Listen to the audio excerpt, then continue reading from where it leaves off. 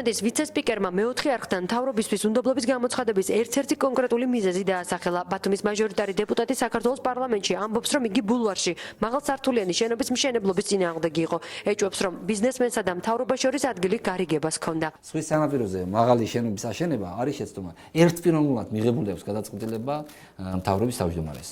მე ძალიან სერიოზულად ეჭვი მეპარება მის მიზანშეწონილობაში ამ ტერიტორიის მიცემის.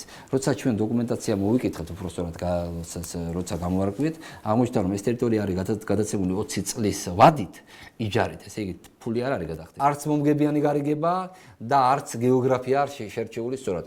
მე მიმაჩნია რომ აქ ადგილი აქვს ჯერ ბიზნესმენთან ურთიერთობის დამყარებას საკმაო ახლო კონტაქტს და შემდეგ ამ გარიგებას. აი გონიოლი რო გამოდის და მიწას არ ურიგებს ეს მთავრობა და ის გონიოლი რო მაგინებს და ხაბაძის გვარი არავინ არ იცის. რამდენ ხან უნდა ვითვინო ახლა ხაბაძის გამო მეგინება მაინტერესებს.